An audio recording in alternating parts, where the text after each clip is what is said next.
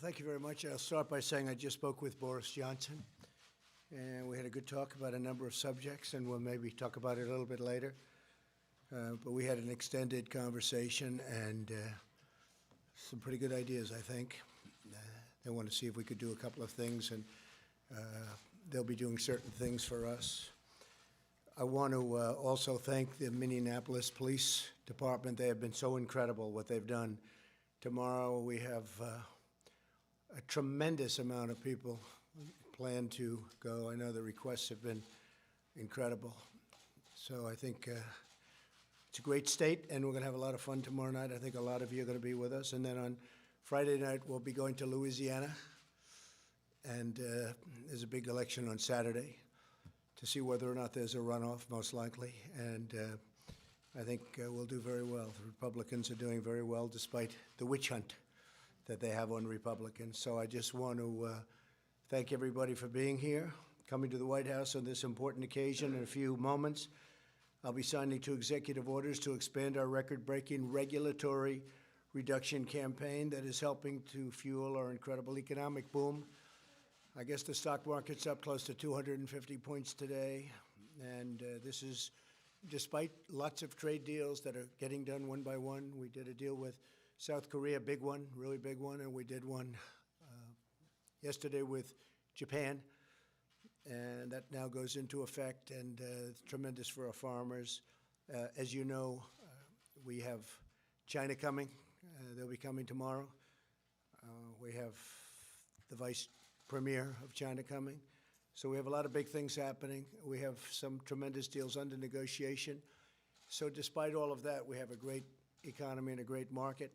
Our housing market's on fire, and things are really doing well. You look at Asia, they're not doing well. Look at China's having a hard time at this moment, and I think they'd like to make a deal very badly.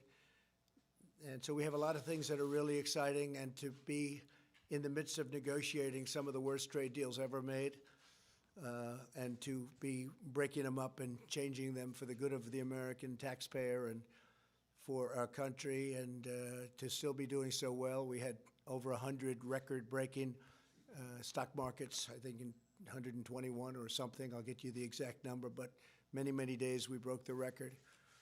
And we continue to do well. And when these trade deals are done and when certain other things that we're doing are done, it's going to be at a level that's incredible. That was the cutest noise. What was it? I heard this. See, I'm used to hearing them. And there's nothing cute about them. So beautiful.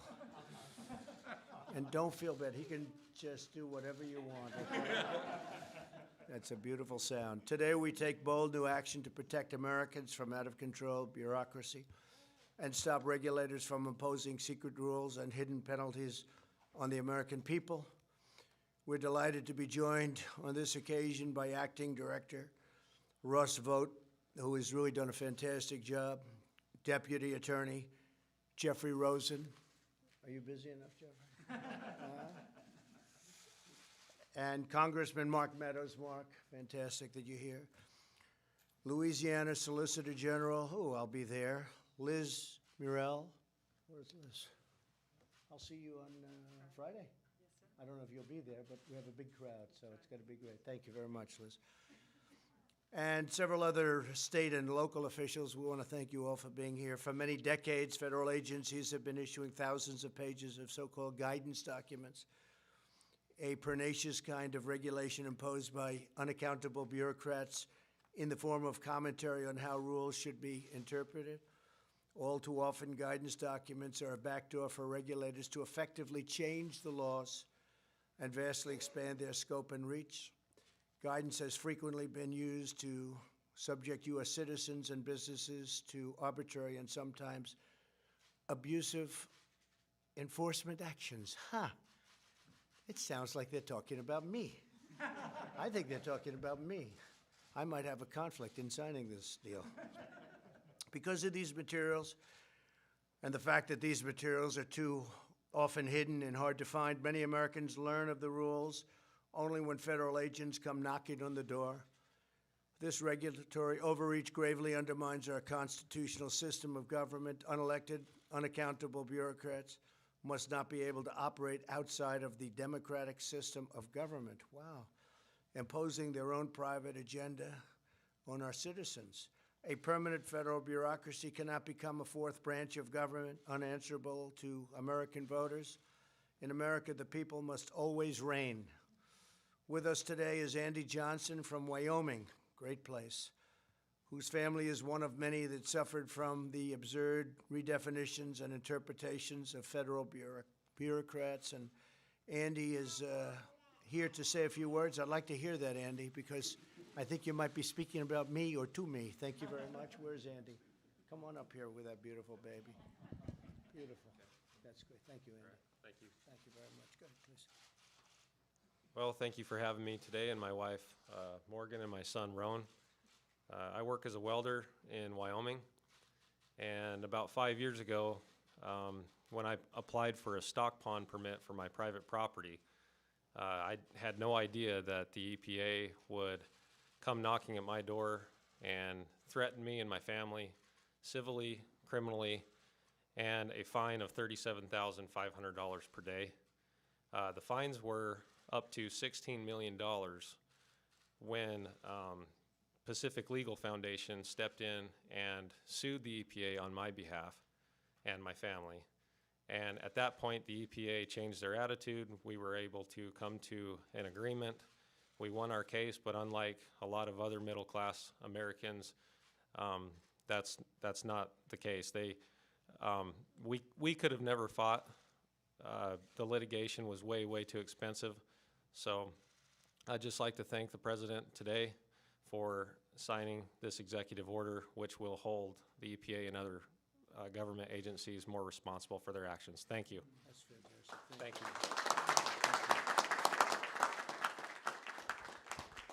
So they had you up to $16 million, but that's peanuts for you, right?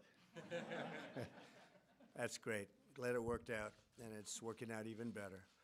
We're also joined by Richard Schrock, who was prevented from expanding his business because of the obscure regulatory guidance on a rule from the 1980s, an old rule. And Richard, please come up and talk about it. Thank you. Thank you, Richard. Please. Thank you. Thank you very much. Thank you. Thank you. Mr. President, I'd like to thank you for the invitation to speak and bringing much-needed attention to the reform to the rulemaking process used by the regulatory agencies.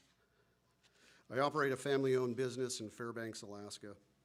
We purchased some land for our business about 20 years ago so we could move operations out of town to the new facility and expand our facilities. We've spent the better part of 10 years and over $300,000 fighting with the regulatory agencies over the arbitrary and capricious nature of the Army Corps of Engineers wetland designation and their use of the Alaska Supplement versus the 1987 congressionally mandated Wetlands Manual. This effort does not include the time and energy put forth by the Pacific Legal Foundation on our behalf. I'd like to thank those folks as well. The last straw for us is when we lost our appeal in the Ninth Circuit Court, when they held that the agencies can make the regulations they want and require without congressional approval or oversight. I'm hopeful that the changes made today with this executive order, other landowners will not be negatively impacted as we have. Thank you again for this opportunity. That's great. Thank you, Richard. Appreciate it.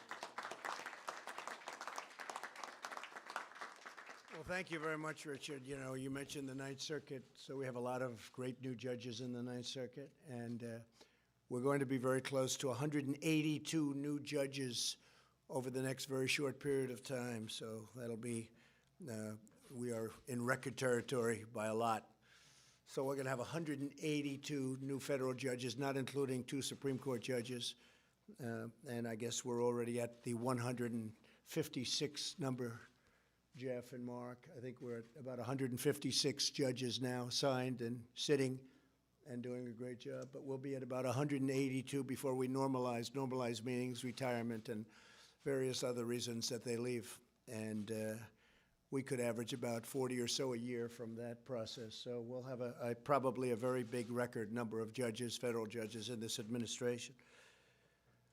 And I want to thank President Obama for leaving us 138 empty slots, because that's a first. That's a first. I said, how many do we have? He said, sir, you have 138 to 142. I said, you got to be kidding. So I want to thank you, President Obama. And again, Richard, thank you very much for your nice words. When Americans and their businesses are sued by government agencies, they're sometimes not even given an explanation of what they do wrong and how they can fix it. With us today is Kevin Looney, whose company was forced out of business through the terrible practice of a certain way of government handling of things. Not fair, not right. Kevin, please come up and discuss it. Thank you. Thank you, Kevin.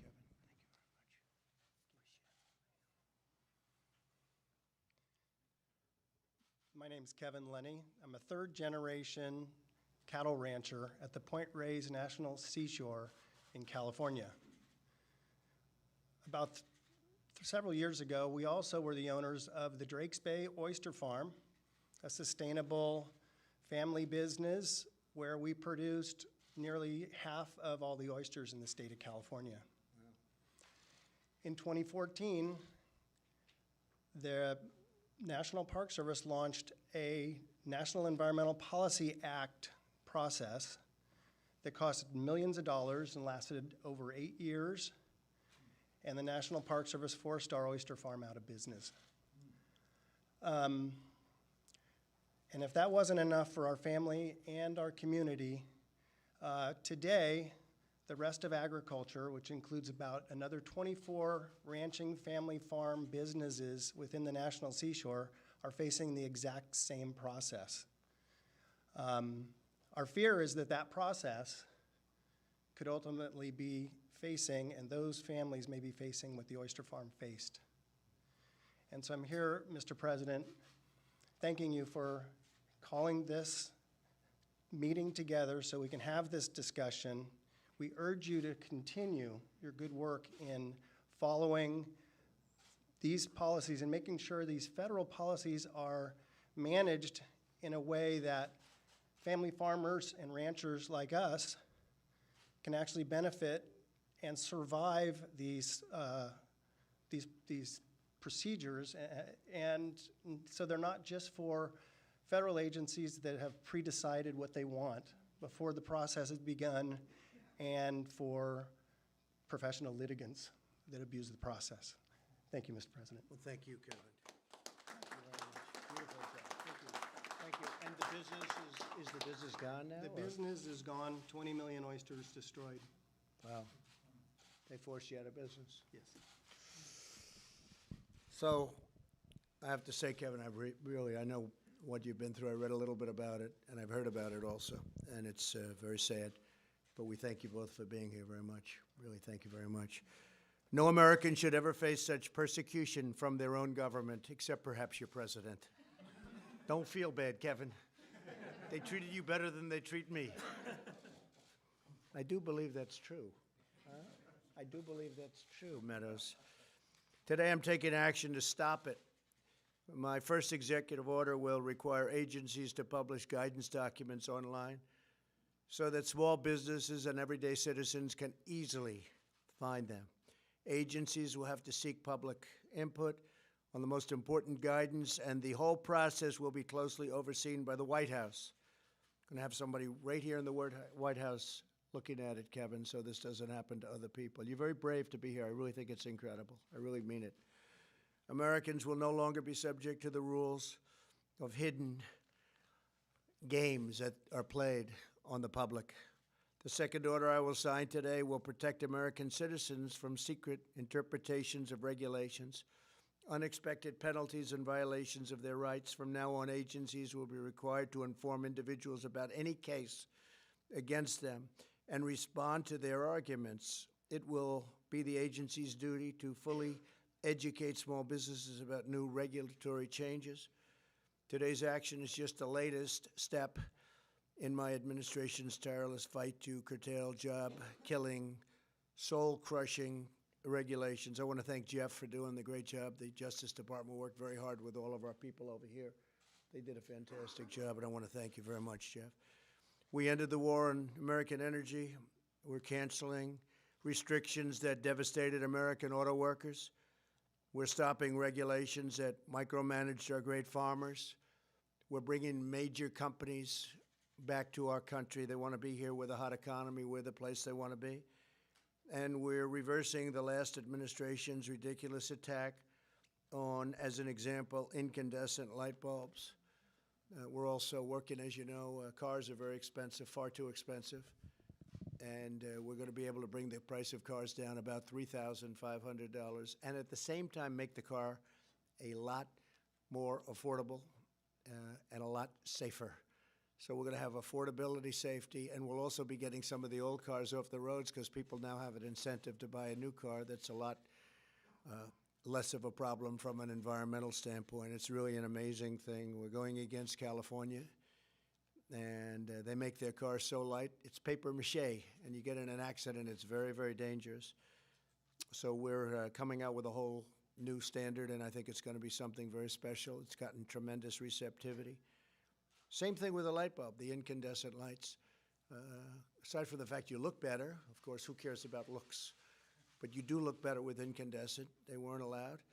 And you have the privilege of buying now a much more expensive bulb under the past rules, much more expensive bulb that doesn't have a good looking light, but maybe very importantly, when the bulb is out and no good, it's literally considered a hazardous waste site because it's all the gases. And if it breaks, you're supposed to bring it to a certain location. And I say, who does that? Nobody. Nobody does. It's very dangerous. So we have, we're allowing people to choose. They can buy a much less expensive bulb that looks better, or they can spend a lot more money on what they were doing, and that's fine too. They might like it. It might last longer, and that's okay. But it is still a hazardous situation when you have to dispose of these things, whereas in the old system you don't have. So we're bringing the incandescent bulb back. For those that want it, we're going to have both alternatives. We like to have alternatives. At the start of my presidency, I imposed a 2-for-1 rule on new regulations, requiring that for every new regulation, 2 old regulations must be eliminated. In the first 2 years of the Obama, Sleepy Joe Biden administration, the cost of regulatory compliance went up by $245 billion. Can you believe that? And in our administration, we've taken it down by more than that. So it's $245 billion up, and we've taken it down by much more than that. According to the Economic Council of Advisors, regulatory reductions will save the average American household over $3,000, think of this, every single year. Thanks to these regulation cuts, as well as our tax cuts and pro-American trade policies, our economy is stronger than it's ever been, stronger than ever before. And that's despite all of these negotiations that we're doing to really make us into something that we've never seen before, meaning fair trade deals. We've created 6.4 million new jobs. Just last month, unemployment reached the lowest rate in over 50 years. The African American, Hispanic American, Asian American unemployment rates have hit record lows. We have more people working in the United States today, almost 160 million people, than at any time in the history of our country. Wages are rising very fast, and twice as fast for low-income workers. The biggest beneficiary actually is the low-income worker. The wages are rising at a rate that we haven't seen in many, many decades. When I first started campaigning, many of you were with me, I used to talk about workers that would make more years ago, 21 years ago, than they made a few years ago, because now it's gone up a lot, but a few years ago, and that have 2 jobs and 3 jobs, and yet they did better 21 years before. With today's executive order, we continue this incredible economic success, and we defend American liberty for generations to come. I would like to now invite Acting Director of OMB, Russ Vogt, to say a few words about the exciting news. And I want to thank Russ for doing an incredible job. And when Russ is finished, we're going to sign the executive orders. Thank you very much. Thanks. Thank you, Mr. President. As a result of your leadership, Today, we're making a major step forward in the effort to drain the swamp and to get our arms wrapped around the administrative state. We can't do that until we know all of the dark regulatory stealth regulation that is out there. And that's one of the reasons why we're asking all agencies to be putting on their website, on a searchable website, all of these regulations so that we can understand what it is, and anything that's not put up there is rescinded. Secondly, we want to make sure that the American people, families and small businesses, are no longer bullied by their federal government. We've all had to deal with the motor vehicle department down the street from us. Think about dealing with the federal government. It's an entirely different situation, and the people that are here today who have flown in on their own dime to be a part of this celebration can attest to that. We want to make sure that there are no stories ever again of people being bullied by their federal government. And so we're thrilled that you took this on, Mr. President, looking forward to these executive orders. Thank you.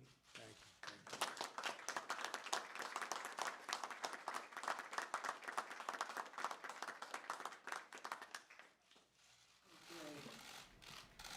on, folks, gather around. Gather around. This is good.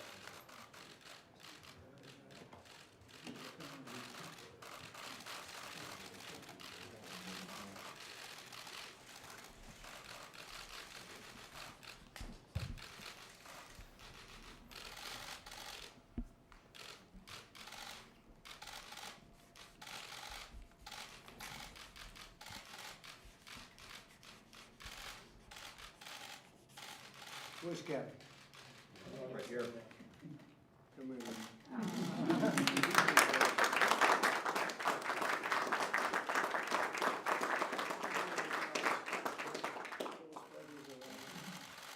You got plenty to play for everybody, right?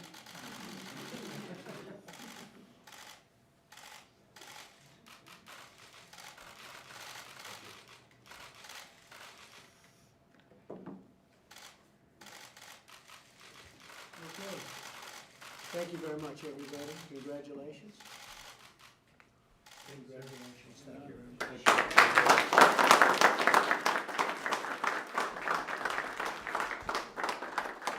President, are you going to take any action regarding the Turkish attacks in northern Syria? And have the Kurds, as Senator Graham said, been shamelessly abandoned?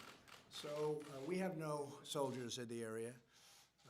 We've been talking to Turkey for 3 years. They've been wanting to do this for many years, as you know.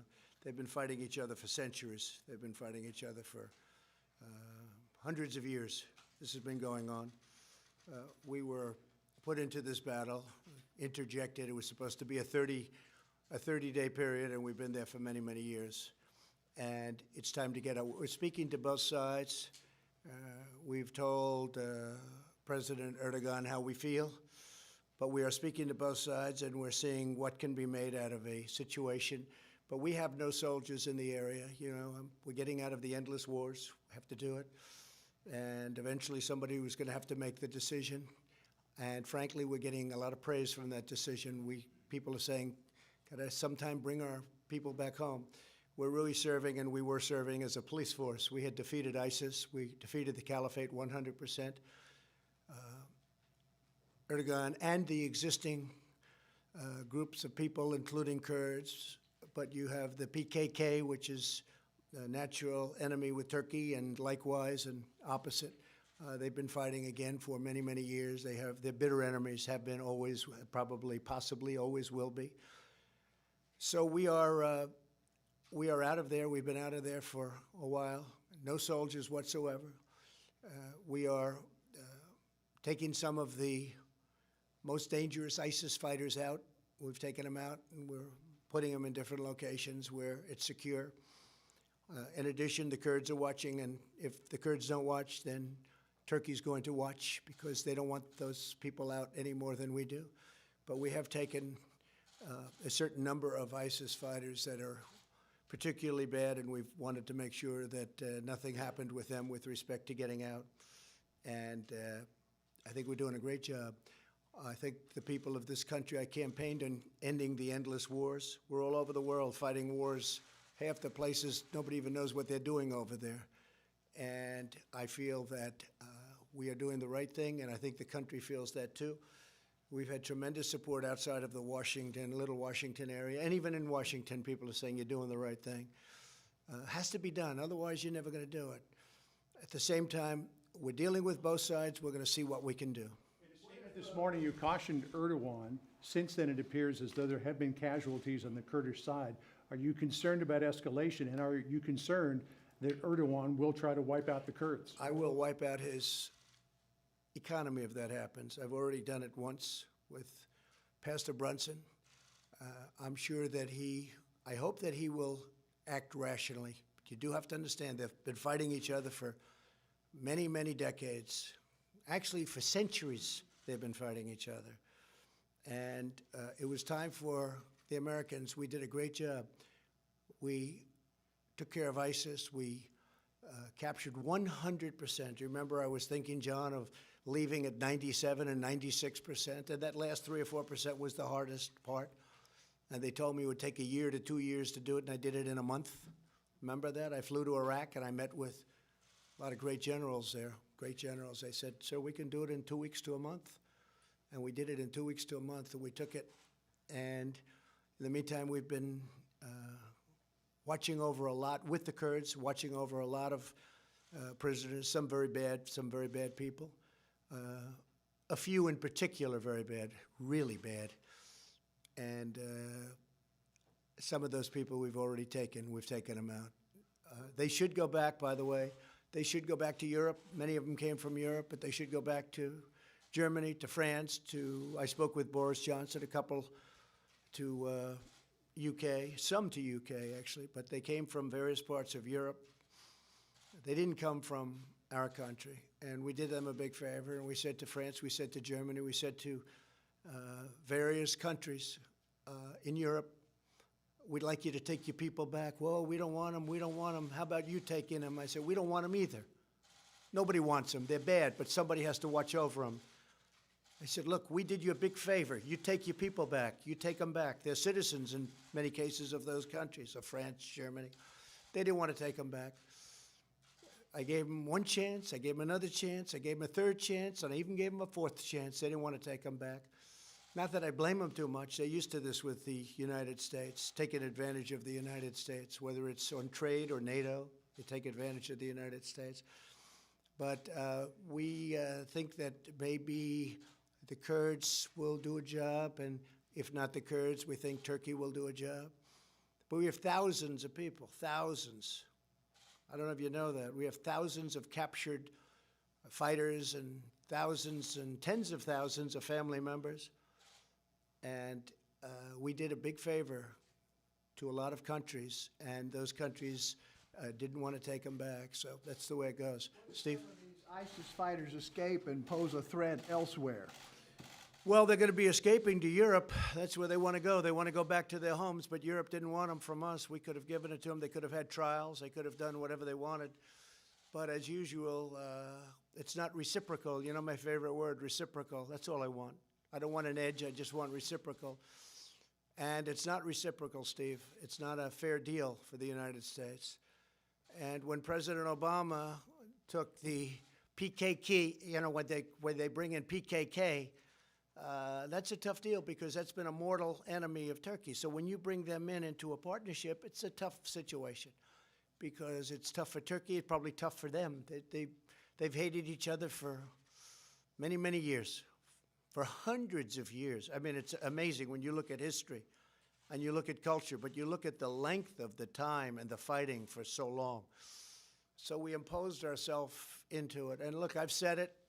I said it just yesterday. The single worst country, the United States, if you take a look at, you know, what we're doing with countries and the relationships we have with countries, but maybe putting it a different way.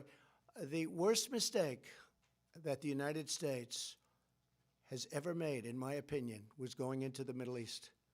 It's a quagmire. We're up to close to $8 trillion, and we're bringing our folks back home. We have great, talented military. We're bringing them back home. Our military has never been stronger, but we're now acting as police. We're policing areas. We're doing jobs that other countries should be doing. We're doing jobs, frankly, that Europe should be doing. We're doing jobs that Russia should be doing, that Iran should be doing, that Iraq, Turkey, Syria should be doing.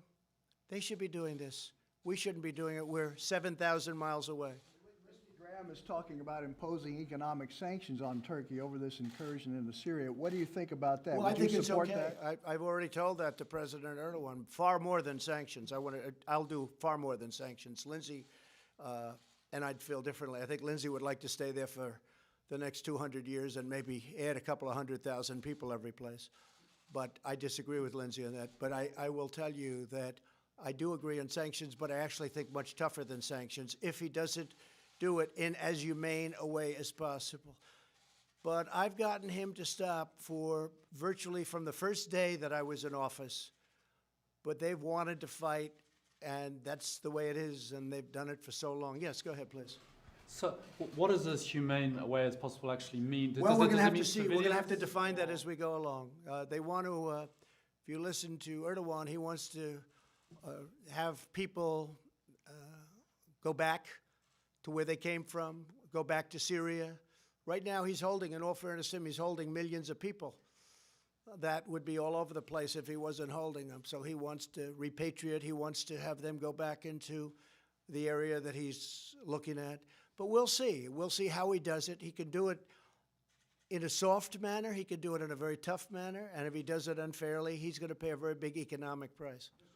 You said with the letter that you sent up to Nancy Pelosi yesterday, you appeared to declare war on the impeachment inquiry. Can you tell us in your own words why you think it is incumbent upon the House to hold a full vote to authorize an inquiry? And if they were to hold a vote and it were to be positive, would you then cooperate with the inquiry? Well, let me just say that the Republican Party and President, but the Republican Party has been treated extremely badly by the Democrats, very unfairly. Because they have a tiny margin in the House, they have eviscerated the rules. They don't give us any fair play. It's the most unfair situation people have seen. No lawyers, you can't have lawyers, you can't speak, you can't do anything. You virtually can't do anything. And then on top of it, they have a guy named Schiff, and Nancy Pelosi knows all this because she's just as guilty as he is. But you have a man named Schiff, where I had a perfect phone call with the president of Ukraine. Like, I mean, perfect. People read it, but they don't read that. They heard Schiff's version of it. He defrauded the American public. He gave the most horrible rendition, adding his own words. I mean, Mark Meadows is here. I think I can say honestly, Mark, you didn't believe it when you heard it. And Mark's never heard anything like it.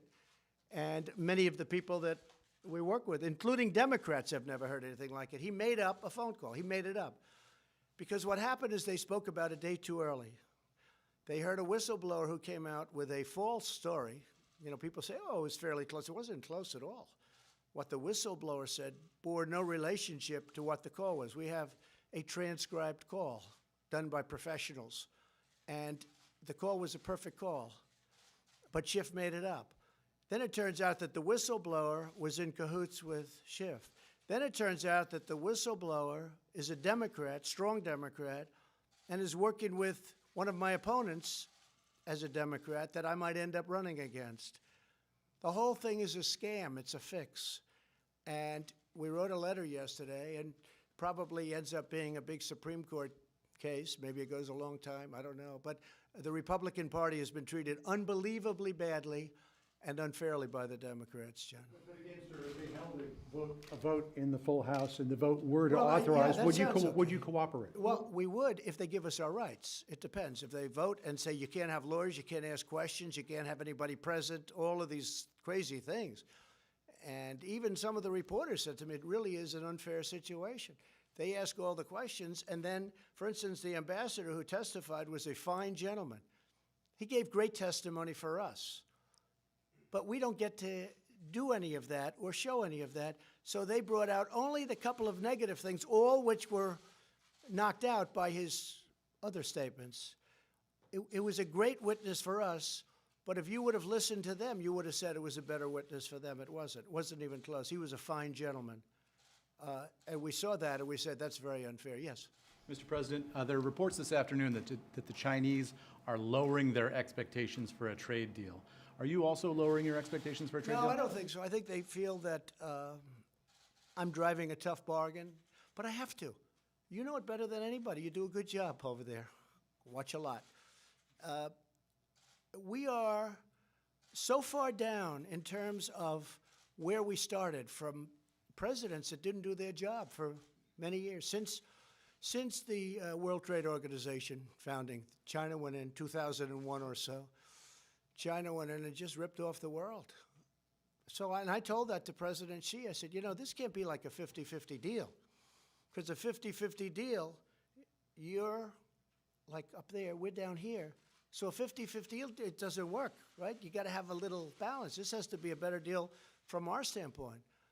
And I think they fully understand it. One of the really good meetings I had today was with our people on opioids and drugs and fentanyl in particular with respect to your question. And they said that Chinese leadership has a lot of respect for our president.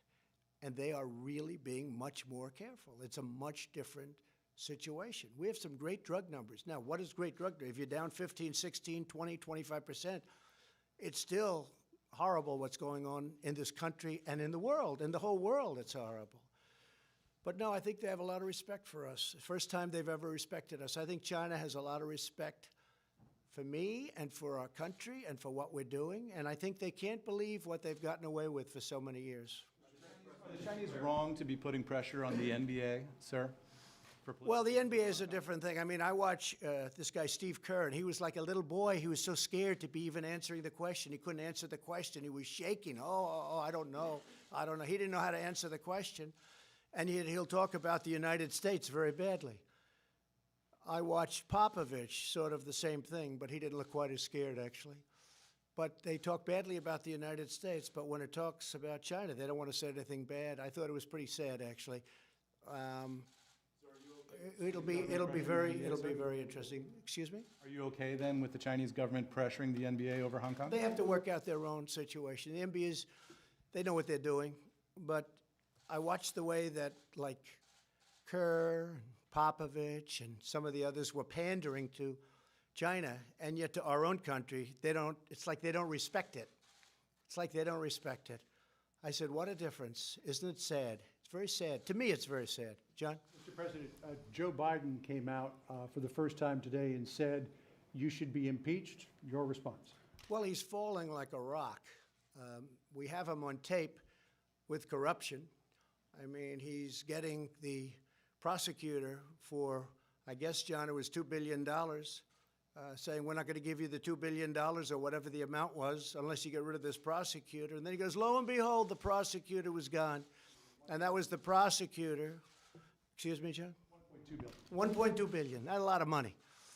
And then his son takes out 1.5 billion from China. And by the way, the $50,000 a month that he was getting from Ukraine looks like it's $168,000 split among him and somebody else, his friend. And also, there's a payment of about $3 million to his son. His son just got thrown out of the Navy. So Biden is dropping like a rock. I don't think he's going to make it. I didn't think he was going to make it for a long time. I don't think he's going to make it. And I guess this is one way he can do it. You know, he didn't say that until right now, and he sees what's happening to him. I guess he's no longer the front runner. But look, I feel badly for him because I know he's going through a lot. He's been hit, and he's been caught red-handed. I mean, here's a man who is on tape saying exactly what he's going to do in terms of corruption, and he gets away with it. If that ever happened to a Republican, they'd be getting the electric chair right now. They'd be right now being walked into the electric chair. It's a whole different standard. What Joe Biden said on tape, this isn't like, gee whiz, we think. What he said on tape, and the fake media doesn't want to play the tape. They hardly play it. So I feel, that it's too bad what's happened to him. He's sinking and his campaign's sinking. But he walked away with hundreds of, you look at the kind of numbers. His son, who is at best incompetent, got thrown out of the Navy. I don't even want to say why. A subject that we just discussed. I don't want to say why. But he gets thrown, and all of a sudden he's making a deal with Ukraine where they're getting $168,000 a month between the two of them. $168,000, and he gets $3 million payments, and all of this money coming out. And the kid has no expertise in energy, and it's an energy company. He has no expertise. You and I both know much more than he does, John. And then you walk into China, and a couple of days later, 10 days later to be exact, he gets $1.5 billion out of China, and he's got no expertise. And I have friends that are the smartest people on Wall Street. I said, is that possible? They say, no, it's not possible. It's a pretty sad situation. Please. I just want to clarify something you said earlier. If Pelosi holds a vote on the floor on impeachment and commits to the rules of previous impeachment proceedings, you'll participate in that investigation? Yeah, if the rules are fair, because I don't know exactly your definition. If Republicans get a fair shake, because the Republicans have been, look, we were very nice to them. When Paul Ryan was the Speaker, he really wouldn't give subpoenas. And I'm not saying good, bad, or indifferent. Here's a man that knows it very well. They'd go in with all of the corruption that you've been reading about and all of the things that they did wrong with Comey and all of these people and all of the things they did wrong. When we wanted a subpoena, meaning they wanted a subpoena, it was very hard to get it, and I'm not sure he ever even issued a subpoena. And Nancy Pelosi issues subpoenas, come on in and get them, gives them to Nadler, gives them to Crooked Schiff. I mean, this Schiff is one crooked guy. The guy made up my phone call. Think of it. In the United States Congress, he made up my phone call. And I've had people that said, I didn't like the way you talked to the Ukrainian president. I said, did you read my speech? No, I heard Schiff, Shifty Schiff. I heard Schiff. I said, that's how I said. I said, well, let me see what he said. A lot of people saw that.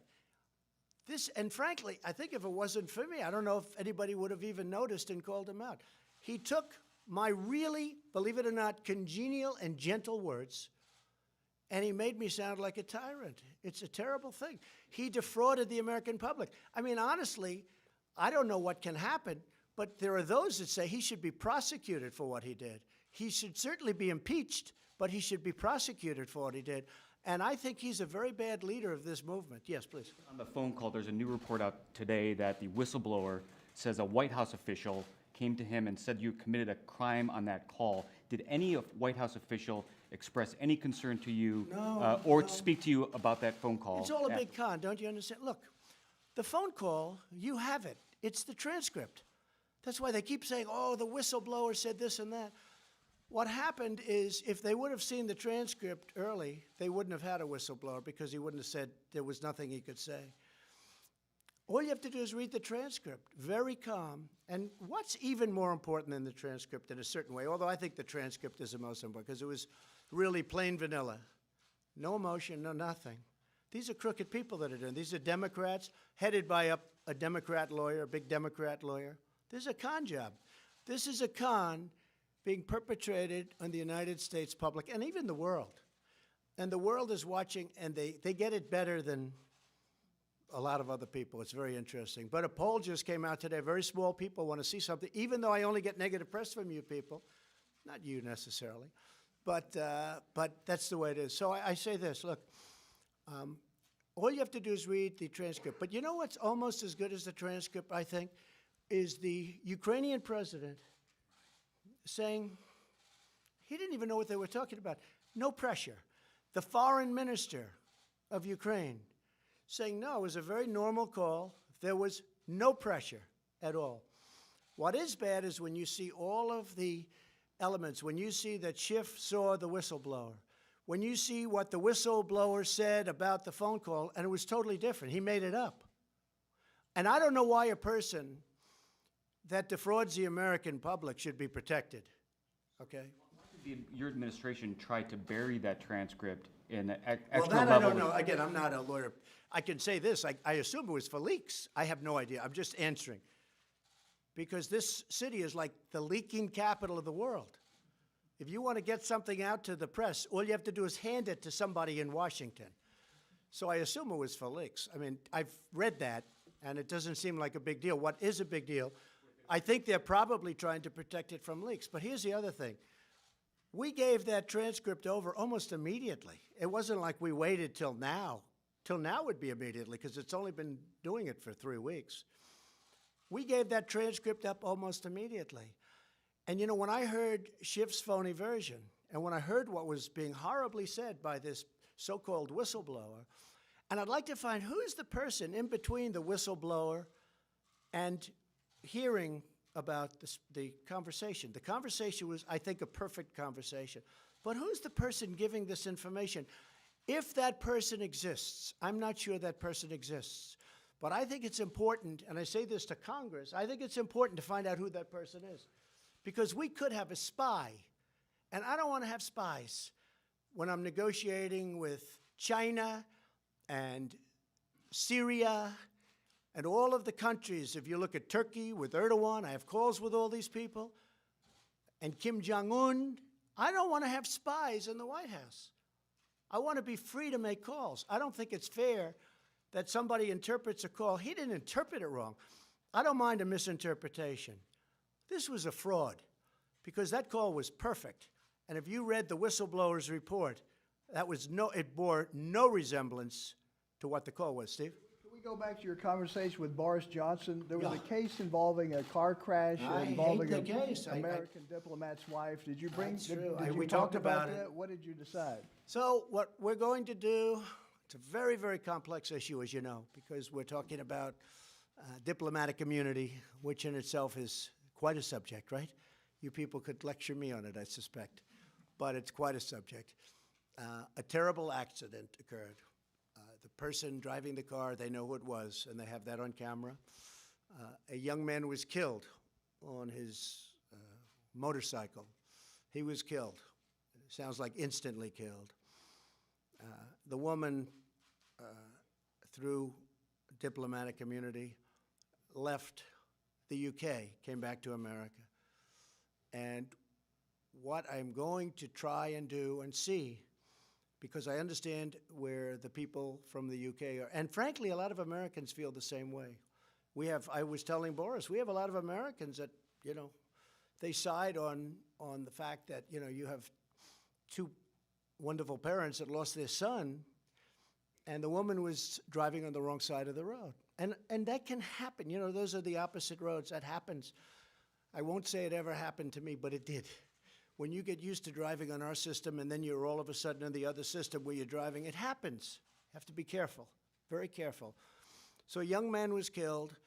The person that was driving the automobile has diplomatic immunity. We're going to speak to her very shortly and see if we can do something where they meet. It was an accident. It was a terrible accident. For trial? We're going to speak to her, and we're going to see the person driving the car, the wife of the diplomat. We're going to speak to her and see what we can come up with so that there can be some healing. There's tremendous anger over it. It's a terrible incident. There's tremendous anger. And I understand the anger from the other side very much. President, when you met with Robert Mueller in May of 2017 in the Oval Office, were you in fact interviewing him for the position of FBI? And were you aware at the time that he was in the Oval Office that he had had prior conversations with Rod Rosenstein about potentially becoming special counsel? Okay. To your second question, absolutely not. I had no idea that he was doing that. To the first question, he absolutely wanted to become the FBI director. And I said, no. I said, listen, you've been there for, I believe it was 12 years. And I said, no. And it has since been proven that I was right. Plus, we have witnesses to it. I interviewed numerous people that day. And he was one of the numerous people making a decision ultimately. But he was one of the people. I said, no. Nicely, respectfully. About a potential conflict of interest because of the dispute he had with you over the golf membership? I knew about it. We didn't speak about that because I wasn't going to accept him. That may have been one of the reasons I said no. Who knows? But I did have conflicts of interest with Robert Mueller. We had a business dispute. I thought we had, as you know, 3 basic conflicts of interest, and none of them were very good. But we had a business dispute. But I thought he was there for 12 years. That was long enough, especially when you saw what happened with the FBI. And you have to understand, nobody respects the FBI more than I do. And I think if you took a vote in the FBI, they'd vote me president right now. A vast, vast majority. And they're great people. I know a lot of them. But your leadership was terrible. Whether it was Comey or Mueller or anybody, I mean, this leadership turned out to be a disaster for this country. When you look at Strzok and Page, when you look at the insurance policy, you know, she's going to win, but just in case she does it, we have an insurance policy. Well, that only means one thing. There's no other interpretation. So when you look at that, no, Robert Mueller wanted a job to be the director, and I turned him very nicely, respectfully down. The other element of your question, I never heard that until just recently when it's being reported a little bit. Mr. President. Please, go Coming ahead. up with China, are you optimistic that some sort of deal will be reached with Well, these China two? wants to make a deal. In my opinion, China wants to make a deal more than I do. Okay? But look, I'm very happy right now. We're taking in billions of dollars of tariffs, and despite what the news was saying, there's no inflation. There's not a very big price increase, if any, because they've eaten the tariffs. They've devalued their currency, and they're pouring a lot of money into their system. Now, they've lost 3.5 million jobs, and their chain is breaking up. Their supply chain is breaking up like a broken egg. They want to make a deal. The question is, do I want to make a deal? And the answer would be, if we make the right deal, I'd love to do it. I think it would be a great thing for China also. They seem to be reluctant to make concessions on IP and that's Well, we'll sports see. I mean, you don't technology. know that. Look, there's so many false reports. Everybody's trying to guess. But there's really only two people that matter on this one, and that's President Xi and myself. We get along very well. I can't imagine he likes me the way he did when I first became president because, you know, it's been a rough time for China. China's gone down many trillions of dollars, and we've gone up many trillions of dollars. I mean, since I've been elected, many, many, many trillions of dollars have been increased the value of, if you call it value, you could call it worth or value of our country. We've increased, not just stock market, I'm talking our country. Our economy is bigger, it's stronger. And I believe if my opponent got in, you would have had a tremendous slide. And don't forget, I only look at our numbers from the day after the election because there was euphoria when I got elected. And we picked up a tremendous amount from, let's say, the 9th of November to January 20th when we had the inauguration. And it's been that way ever since. It's been a fantastic thing. But China wants to make a deal very badly, and if we can make a deal, we're going to make a deal. There's a really good chance. There's a really good chance, Steve. Have you spoken at all, Mr. President, to the Attorney General about the coming Horowitz Inspector General's report and/or the Durham report? No, I really am leaving that to the Attorney General, highly respected man, very highly principled man. I did read the Comey report, 78 pages of total kill. And I think it says, frankly, a lot to the Attorney General that he decided not to prosecute on that report, because I think most people reading that report would have done that. That report was horrible for Comey, horrible. But he's a highly principled man, and I'm leaving it up to him. Can you tell us what you said to President Erdogan on Sunday and what he said to you? Did you promise him anything, or did he promise you anything on No, we're Sunday? talking about it. No, but he said, I want to go in, I want to go in. But he's been telling me that for 2.5 years. He's been telling that virtually. He's been saying this for many years before me. And, you know, he's ready to do it. They've been, again, fighting for so long. They've been fighting for so many. This is like Israel and the Palestinians, okay? There's only one difference. Maybe the hatred's even greater. Is that possible? Maybe not. But this is a very, very serious hatred that's come over many years. Yes, sir. The Kurds helped the U.S. defeat ISIS, and by allowing this offensive, is it going to be more difficult in future times of need to develop alliances? No, it won't be.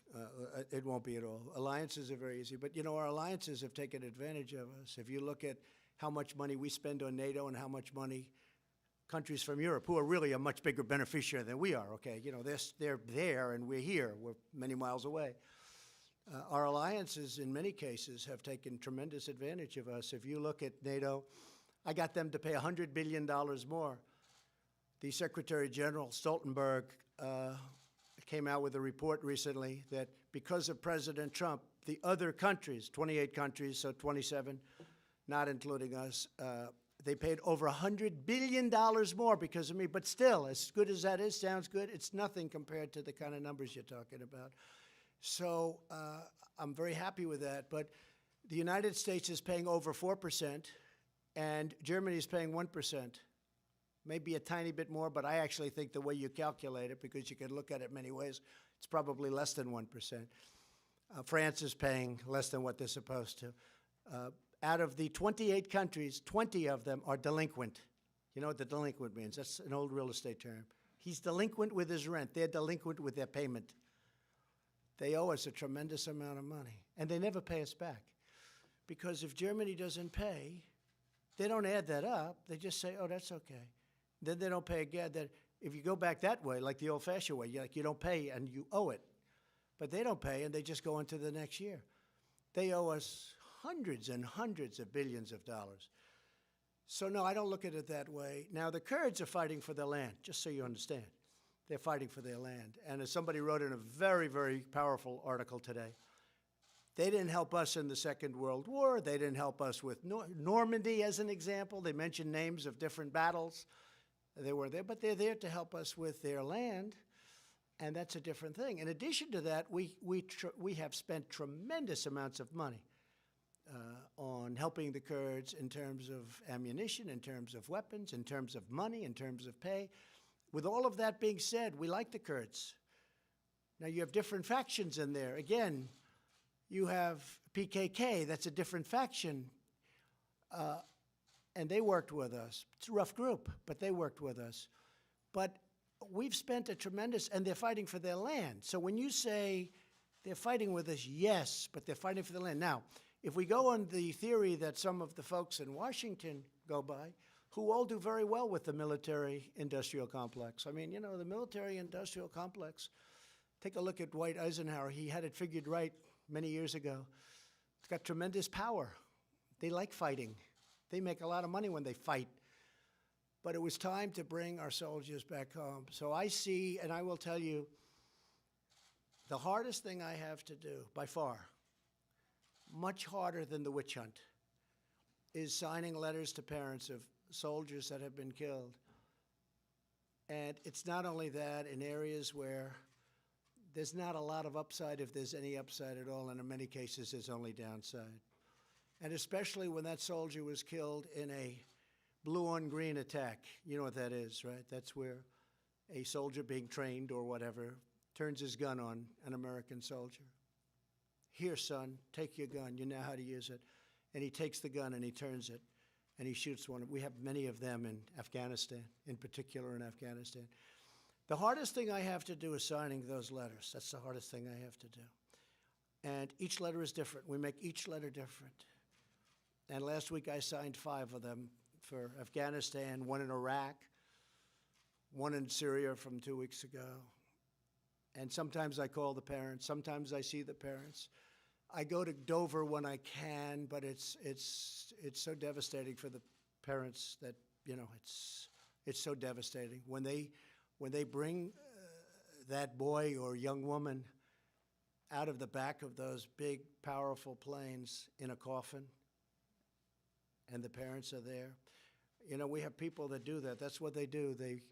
They work that. They accommodate everybody. That's what they do. They do an incredible job. And I said, the parents seem to be okay. I'll get there early. The parents seem to be okay. Well, actually, sir, they aren't. No, the way they're talking, they're really okay, aren't they? Sir, you never know until the back of that massive cargo plane opens up and they walk down holding a coffin with 4 or 5 great soldiers on each side of it, representing our various forces. That you never know. And then I see it, and I see people that were smiling, oh, Mr. President, thank you for being here, thank you for being here, and I think they're doing great. And then 20 minutes later, we'll be outside when that big plane pulls up, and that door comes down, and they are walking the coffin with their boy inside this coffin with an American flag over the top, and they're walking that coffin down this ramp. And I've seen people that I thought were really incredible the way they would I didn't even understood how they could take it so well.